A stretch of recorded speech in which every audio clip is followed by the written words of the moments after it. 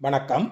நம் JKR Lakshmi Kalyan YouTube சேனலில் வேல்மாறல் பாடலுக்கு நாம் பொருள் பார்த்துட்டு வந்தோம். ஒரு 15 பாடல்களுக்கு நாம் பொருள் பார்த்து விட்டோம். இது 16வது பாடல். திருத்தணியில் உதித்தருளும் ஒருத்தன் மலை விருத்தனென உளத்தின் உரை கருத்தன்மையில் நடத்துகுக வேலே என்பது பாடல். வழக்கம் போல நம்மளுடைய சந்தத்தை நாம் என்ன செய்த வேண்டும், பார்த்து கொள்ள வேண்டும். தனத்ததன தனத்ததன தனத்ததன என்று 7 முறை நாம் சொல்ல வேண்டும். தான என்று முடிக்க வேண்டும். இந்த வேல்மாறலிலே முக்கியமான வரக்கூடிய பாடல் இந்த பாடல். அதாவது வேல் வகுப்பிலே 16வது பாடல். ஏனென்றால் வள்ளிநாயக சுவாமிகள் திருப்புகழிலே இருந்து வேல் வகுப்பை எடுத்து அதில் இந்த பாடலை திரும்ப திரும்ப வரும்படியாக இந்த வேல்மாறல் பாடலை என்ன செய்துள்ளார், தொகுத்துள்ளார். ஏனென்றால் அவருக்கு திருத்தணியிலே தான் திருப்புகழை வளர்த்து திருத்தணியில் இருக்கக்கூடிய அத்தனை மக்களினுடைய உள்ளங்களிலும் திருப்புகழை வளர்த்த மிகப்பெரிய தொண்டு செய்த பெருமை நம்மளுடைய வள்ளிமலை ஸ்ரீ சச்சிதானந்த சுவாமியை சாரும். அதில் நீ பாடலுக்கு பொருளை பார்ப்போம். திருத்தணியில் உதித்து அருளும். திருத்தணி என்பது தணிகை மலை. முருகப்பெருமான் திருச்செந்தூரிலே சூரபத்மனை சம்காரம் செய்து அவருடைய சினம் தணிந்து அமர்ந்த இடம் இந்த தணிகை மலை என்பது. மனிதன் மகிழ்ச்சியை தேடி ஆனந்தத்தை தேடி எங்கெல்லாமோ சென்று கொண்டிருக்கின்றான். இந்த மகிழ்ச்சியை தருகின்ற ஆனந்தத்தை தரக்கூடிய இடம் இந்த தணிகை மலை. மனிதன் பல்வேறு சூழல்ல டென்ஷனாக இருக்கிறான், கோபப்படுதான், ஆத்திரப்படுதான், வேகப்படுதான். இதையெல்லாம் தவிர்த்து மனிதன் சாந்தமாக, அமைதியாக, மகிழ்ச்சியாக, சந்தோஷமாக முருகப்பெருமான் இருந்து அருள் புரியக்கூடிய இடம் இந்த தணிகை மலை. இந்த தணிகை மலையிலே தான் வள்ளி நாச்சியாருக்கு திருமணம் நடந்தது. முருகப்பெருமானுடைய வரலாறுகளை நீங்கள் பார்க்கின்ற பொழுது முருகப்பெருமான் வயோதிகராக வந்து வள்ளி நாச்சியாரிடத்திலே வந்து திருமணம் செய்து கொண்டார். அதிலே விநாயகப் பெருமானுக்கு துணைக்கு அழைத்து அவரை யானையினுடைய உருவத்திலே வரச் செய்து வள்ளி நாச்சியாரை பயமுறுத்தச் செய்து ஊடல் செய்து வள்ளி நாச்சியாரை திருமணம் செய்து கொண்டார். நாம் பார்க்கின்ற போது கற்பு மனத்திற்கு தேவசேனாவையும் களவு மனத்திற்கு வள்ளி நாச்சியாரையும் முருகப்பெருமான் திருமணம் செய்து கொண்டார். இந்த முதல் வரியிலேயே பாருங்கள், திருத்தணியில் உதித்து அருளும் என்கின்றார். இன்று உதிப்பது எது? கதிரவன். முருகப்பெருமான் சூரியனுடைய அம்சம். 6 சமயங்களுக்கும் தலைவன் அவன்தான். ஏனென்றால் சைவத்தினுடைய தலைவன் சிவபெருமான் முருகனுக்கு அப்பா, வைணவத்தினுடைய இறைவன் திருமால் முருகப்பெருமானுக்கு மாமன், சாக்தம் சக்தி தேவி அந்த பராசக்தி முருகப்பெருமானுக்கு தாய், காணாபத்தியம் விநாயகப் பெருமான் முருகப்பெருமானுக்கு அண்ணன். அதற்கப்புறம் கௌமாரம் என்பது அதற்குரிய தலைவன் முருகப்பெருமான். சௌரம் என்பது சூரியன், அதற்கும் முருகப்பெருமான் தான் தலைவன். காரணம், முருகப்பெருமான் சூரியனுடைய அம்சமாகவே இருக்கின்றான். சூரியன் எப்படி அதிகாலையிலே வருகின்ற பொழுது அந்த செக்கச்சவேர்னு வருவது போல அபிராமி அந்தாதியிலே பாடுவார் அல்லவா அபிராமி பட்டர், உதிக்கின்ற செங்கதிர் உச்சி திலகம் என்று. அந்த உதிக்கின்ற செங்கதிர் போல அந்த முருகப்பெருமான் திருத்தணியிலே உதித்து அருள்கின்றார். 14ஆம் நூற்றாண்டிலே பிறந்த அருணகிரிநாதர் இந்த உதித்து என்ற வார்த்தையை எங்கிருந்து எடுத்தார் என்றார், கச்சியப்ப சிவாச்சாரியார் கந்தபுராணத்திலே அடியெடுத்து கொடுத்த வார்த்தை. அருவமும் உருவமாகி அனாதியாய் பலவாய் ஒன்றாய் பிரம்மமாய் நின்ற ஜோதி பிளம்பது ஓர் மேனியாக கருணைகூர் முகங்கள் ஆறும் கரங்கள் 12 கொண்டே ஒரு திருமுருகன் வந்து ஆங்கு உதித்தனன் உலகம் உய்ய. அந்த முருகப்பெருமான் உதித்தனன் என்ற வார்த்தையை அருணகிரிநாதர் இங்கு கையாளுகிறார். திருத்தணியில் உதித்து அருளும். இந்த உலகத்து மக்களை அக இருளையும் புற இருளையும் நீக்குவதற்காக திருத்தணி மலை மீது உதிக்கின்ற கதிரவனாக முருகப்பெருமான் என்ன செய்கின்றார்? இருக்கின்றார். திருத்தணியில் உதித்தருளும். ஒருத்தன் என்றால் ஒப்பற்றவன். அவனைத் தவிர இந்த உலகத்தில் வேறு யாரும் இல்லை. அவன் ஒருவனால் மட்டுமே நம் வாழ்க்கையில் ஒளிமயமான வாழ்க்கையை தர முடியும். இருண்ட நம் வாழ்க்கையையும், துன்பமான நம்மளுடைய வாழ்க்கையும், துயரம் சூழ்ந்த நம்மளுடைய வாழ்க்கையிலையும் ஒளிமயமான வாழ்க்கையை தரக்கூடிய ஒப்பற்ற கதிர் அந்த முருகப்பெருமான். அதனால்தான் திருத்தணியில் உதித்தருளும் என்று பாடுகின்றார். அந்த முருகப்பெருமான் கையில் இருக்கக்கூடிய அந்த வேலின் ஒளி பட்டவுடன் நம் வாழ்க்கையில் உள்ள அத்தனை கஷ்டங்களும் துயரங்களும் துன்பங்களும் அந்த இருள் நீங்கி ஒளிமயமாக வாழ்க்கையை முருகப்பெருமான் கையில் உள்ள வேல் நமக்கு தருகின்றது என்பதுதான் இந்த முதல் வரியினுடைய பொருள். திருத்தணியில் உதித்தருளும் ஒருத்தன். அவன் ஒருவனால் மட்டுமே இதை தர முடியும் என்பதுதான் திருத்தணியில் உதித்தருளும் ஒருத்தன். அடுத்தது மலை விருத்தன். மலை விருத்தன் என்றால் குறிஞ்சி நிலத்திற்கு கடவுள் முருகப்பெருமான். அந்த குன்றில் இருக்கும் இடமெல்லாம் குமரன் இருப்பான் என்பது போல அந்த வள்ளிமலையிலே முருகப்பெருமான் கிழவனாக வந்து வள்ளி நாச்சியாருடைய செய்த அந்த லீலை அது இங்கு அருணகிரிநாதர் குறிப்பிடுகின்றார். மலை விருத்தன் என்று கூறுகின்றார். இறைவனை பொறுத்தமட்டில் மலை என்பது ஒரு முக்கியமான ஒன்று. நம் இந்தியாவினுடைய எல்லை கைலாய மலை.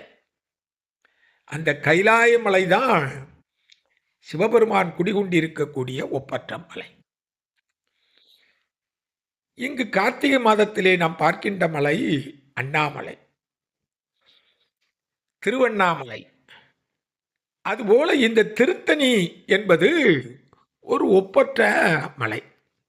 வாழ்க்கையிலே நாம் உயர்வான இடத்திற்கு நாம் செல்ல வேண்டும் என்றால் அந்த முருகப்பெருமான் கையில் இருக்கக்கூடிய அந்த வேல் நம்மை அழைத்து செல்லும் என்பதுதான் மலை விருத்தன் என்கிறார். அந்த மலைக்கிழவன் நமக்கு வாழ்க்கையில் உயர்வான இடத்திற்கு கொண்டு சென்று நம் வாழ்க்கையில் உயர்வை தரக்கூடியவன் இந்த முருகப்பெருமான். திருத்தணியில் உதித்தருளும் ஒருத்தன் மலை விருத்தன் என உளத்தின் உரை கருத்தன். உளத்தின் உரை நாம் முருகப்பெருமானை எங்க தேடணும்? திருமூலர் சொல்லுவார், உள்ளம் பெருங்கோயில் ஊனுடம்பு ஆலயம் வள்ளல் புராணுக்கு வாயே கோபுரம் தெள்ளத் தெளிந்தாருக்கு சீவனே சிவலிங்கம். இந்த இறைவன் உள்ளத்திலே தான் இருக்கிறான். இந்த முருகப்பெருமான் என் உள்ளத்திலே குடிகொண்டிருக்கிறான். உளத்தின் உரை, என் உள்ளத்திலே இருக்கக்கூடிய முருகப்பெருமான் என்ன செய்கின்றார்? அந்த மயிலின் மீது ஏறி மயிலை வழி நடத்தி சென்று அவர் கையில் வைத்திருக்கக்கூடிய அந்த வேலினுடைய பெருமையை இந்த இடத்திலே கூறுகின்றார். இதிலிருந்து நமக்கு என்ன தெரிகின்றது என்றால், முருகப்பெருமான் நம்முடைய உள்ளத்திலே நாம் என்ன செய்ய வேண்டும்? அமர்த்த வேண்டும். நம் உள்ளத்திலே முருகப்பெருமான் வந்துவிட்டால் அந்த மயில் நமக்கு என்ன செய்யும்? வழிகாட்டும். அருணகிரிநாதருக்கு மயில் வழிகாட்டியது. ஏனென்றால் விராலிமலையிலே வந்து முருகப்பெருமானை கும்பிட்டு கொண்டு திருச்செந்தூருக்கு போக வேண்டும் என்று அவர் நினைத்தார். ஆனால் அவருக்கு திருச்செந்தூருக்கு போவதற்கு அருணகிரிநாதருக்கு வழி தெரியவில்லை. உடனே முருகனிடத்திலே அவர் வேண்டி நின்றார். அப்பொழுது மயில் ஒன்று அருணகிரிநாதர் முன்பாக சென்றது. வழி நடத்து குகவேலே என்பது போல அந்த மயில் நமக்கு ஒரு பாதையாக வந்து என்ன செய்யும், வழி நடத்தும். அருணகிரிநாதருக்கு விராலிமலையிலிருந்து திருச்செந்தூர் வரை, இப்போ திருச்செந்தூர் பக்கத்தில் சண்முகபுரம்னு ஒன்று இருக்குது, அதில் மயில் கல்லுன்னு ஒன்று இருக்குது. அந்த மயில் கல்லில் இருந்து தான் காவடிகள்லாம் என்ன செய்வார்கள், எடுத்து செல்வார்கள். அந்த இடத்துல வந்து மயில் வந்து நின்று முருகப்பெருமானுக்கு விராலிமலையிலிருந்து மயில் வந்து திருச்செந்தூருக்கு அருணகிரிநாதர் வழிகாட்டியது. அதனால தான் சொல்லுகின்றார், திருத்தணியில் உதித்தருளும் ஒருத்தன்மலை விருத்தனென உளத்தின் உரை கருத்தனென. கருத்தன் மயில் நடத்து குகவேலே. அந்த உள்ளத்திலே குடிகொண்டிருக்கக்கூடிய எம்பெருமான் முருகப்பெருமானுடைய அந்த மயில் நமக்கு என்ன செய்கின்றது, வழிகாட்டுகின்றது. அது எப்படி வழிகாட்டுகின்றது என்பது நாம் ஏற்கனவே பார்த்தோம். ஆமா, தனித்து வழி நடக்கும் எனதிடத்தும் ஒரு வளத்தும் இருபுறத்தும் அருகடுத்தும் இரவு பகற்றும் துணையாகும் பார்த்தோம். என்னுடைய வலது பக்கமும் வேல்தான் வருகிறது, இடது பக்கமும் வேல்தான் வருகிறது, எனக்கு முன்பாகவும் வேல் வருகிறது, எனக்கு பின்பாகவும் வேல் வருகிறது, பகலிலும் வேல் வருகிறது, இரவிலும் வேல் வருகிறது, எல்லா காலத்திலும் வேல் எனக்கு துணையாக வருகின்றது என்பதை கந்தர் அனுபூதியினுடைய இதற்கு முந்தைய பாடலிலே பார்த்தோம். அதனால அந்த பலி காட்டியது அருணகிரிநாதருக்கு ஒரு ஆலிமலையிலே இருந்து திருச்செந்தூர் வரை மயில் என்ன செய்தது, வழிகாட்டியது. அதனால்தான் நம் இந்த வேல்மாறலிலே நாம் சொல்கின்ற பொழுது வேலும் மயிலும் சேவலும் துணை. அந்த வேலும் மயிலும் என்பது ஒன்று. ஏனென்றால் வேல்தான் முருகன், மயில்தான் முருகன். அந்த மயில் நமக்கு வாழ்க்கையிலே வழிகாட்டும். அதனால் இந்த திருத்தணியில் உதித்தருளும் இதை வந்து திரும்ப திரும்ப திரும்ப வேல்மாறல் பாடலில் வரும். ஒவ்வொரு பாடலுக்கு அடுத்தாலையும் இந்த பாடல் நம்ம பாடணும். கிட்டத்தட்ட 16 பாடல்னா 64 முறை பாடணும். அதுக்கப்புறம் ஒவ்வொரு தடையும் முதல்ல ஒரு 4 தடவை, பின்னாங்கு ஒரு 4 தடவை, மொத்தம் 108 முறை இந்த திருத்தணியில் உதித்தருளும். ஏன்னா திருத்தணி முருகன் மீது அளவு கடந்த பக்தி கொண்டவர் நம்மளுடைய சச்சிதானந்த சுவாமிகள். அதனால் திருத்தணி வந்து உண்மையிலே என் வாழ்க்கையிலையும் எனக்கு அது மட்டும் இல்லை, முத்துசுவாமி தீட்சிதர் அவருக்கு அடியெடுத்து கொடுத்து சங்கீதத்தில் ஒரு மிகப்பெரிய புரட்சி செய்தது. வாரியார் சுவாமிகள் திருத்தணிக்கு மேலே வருகின்ற பொழுது அந்த முருகப்பெருமான் தன் கையில் உள்ள வேளால் அவரை ஈர்த்து அவருடைய திருவடியில் ஈர்த்து கொண்டது. ஈர்த்து என்னை ஆட்கொண்ட எந்தை பெருமானேன்னு சிவபுராணத்தில் சொன்ன மாதிரி அந்த திருத்தணி மலை மீது ஆகாய விமானத்தின் மேலே வருகின்ற பொழுது முருகப்பெருமான் தன்னுடைய கையின் வேளால் நம்மளுடைய வாரியார் சுவாமிகளை ஈர்த்து கொண்டது. அதனால் என் வாழ்க்கையிலும் திருத்தணி முருகன் ஒரு மிகப்பெரிய பங்கு ஆற்றியிருக்கின்றான்.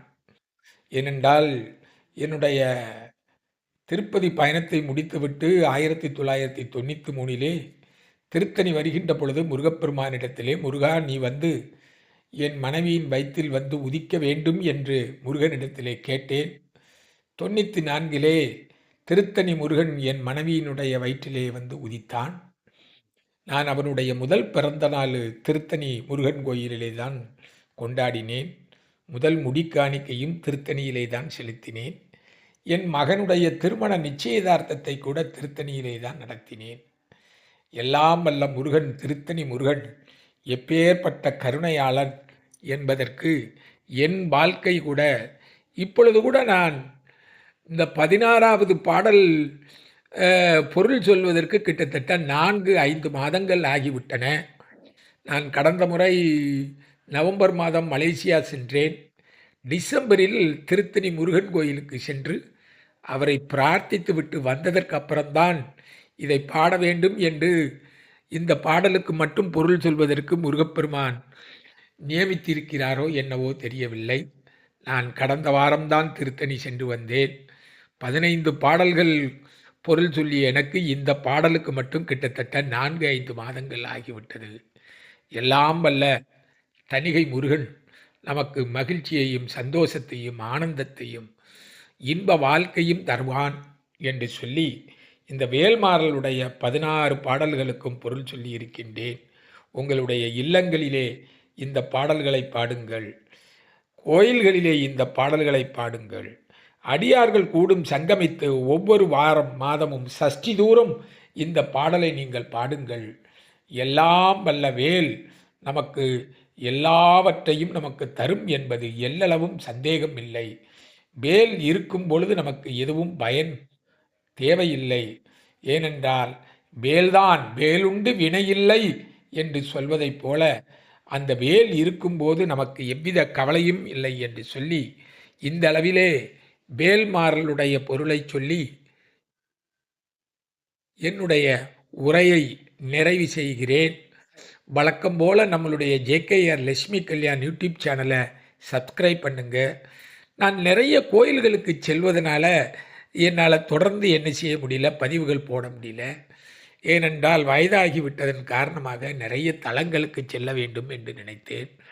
காசி கயா, காசி விஸ்வநாதேஸ்வரரை தரிசித்தேன், அயோத்தி ராமரை சென்று தரிசித்தேன், மலேசியா பத்துமலை முருகனை தரிசித்தேன். அடிக்கடி கோயில்களுக்கு செல்வதனால, இறைவனை சென்று வழிபடுவதனால, மாதந்தோறும் திருச்செந்தூருக்கு ஒரு 5 நாட்களுக்கு செல்வதனால தொடர்ந்து பதிவுகள் போட முடியவில்லை. இருந்தாலும் அடுத்து கந்தர் அனுபூதியில் ஒரு 4-5 பாடல்களுக்கு பொருள் சொல்லியிருக்கிறேன்.